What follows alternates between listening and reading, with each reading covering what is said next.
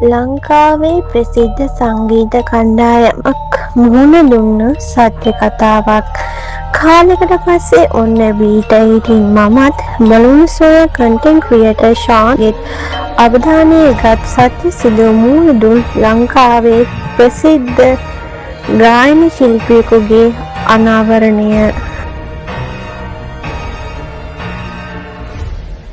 මට මේ කතාව මම දන්න අයියා කෙනෙක් කියන්නේ එයා බෑන්ඩ් එක ප්ලේ කරනවා.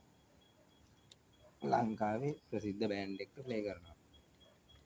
ඉතින් එයා කිව්වා මල්ලි මේක ඔයා කැමති නම් දාන්න කියලා. මම නම් ගම් මොකුත් කියන්නේ නැහැ. මොකද එයා කිව්වා කෙනා ගැන කියන්න එපා. ඒ වුණාට ඔයා කතාව කියන්න කියලා. එයා අයියලාට ප්‍රැක්ටිස් කරන්න දෙයක් කරන් දීලා තියෙනවා. කොහොම හරි ඒ ගෙදර එක අද්භූත දේවල් වෙච්ච ගෙදරක් කියලා ඒගොල්ලෝ පස්සේ තමයි දැනගන්නේ. මොකද ඒ ගෙදර දැන් අපි කැම ටයිම් එකට එහෙම යද්දී ඒ බෑන්ඩ් එකේ අයිතිකාරයාගේ බඳලා ඉන්න කෙනා ගේට්ටුවෙන් ඇතුළටවත් එන්නේ නැහැ. මොකද එයා දන්න මොකද එයා තමයි මේ දේවල් වලට මුහුණ දීලා තියෙන්නේ. කොහොම හරි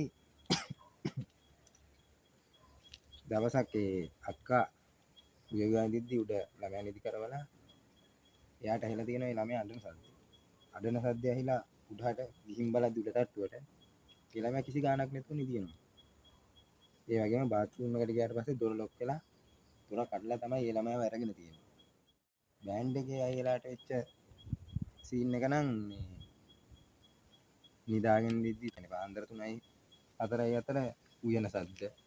එතකොට බාත්රූම් එකේ ටැප් එක අරින එක කෙනෙක් ඉන්නවා කියලා අඟවනවා වගේ. ඒ ගෙදර 3 දිනට 4 දිනට ඉන්න බැයිලු. දවල්ටවත් ඉන්න බැයිලු. ඒගොල්ලෝ කරන්නේ 4-5 දිනාම එකට ඉන්නේ. 11 දෙනා ඉන්න දවසට විතරයි ඒ ගෙදෙට්ට ගිහිල්ලා ඉන්නේ.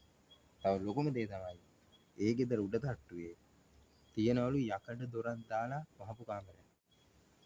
ගෙදර අයිතිකාරයා කියලා තියෙන්නේ මේ කියන්නේ ඒ බෑන්ඩ් එක කොල්ලන්ට කියලා තියෙන්නේ මල්ලි මේ උඹලා ඕන සෙල්ලමක් දාපන් ගෙදර. ඒ වුණාට ඔය යකඩ දොරට විතර අත තියන්න එපා කියලා. මුන් ඉතින් බීලා කරලා එහෙම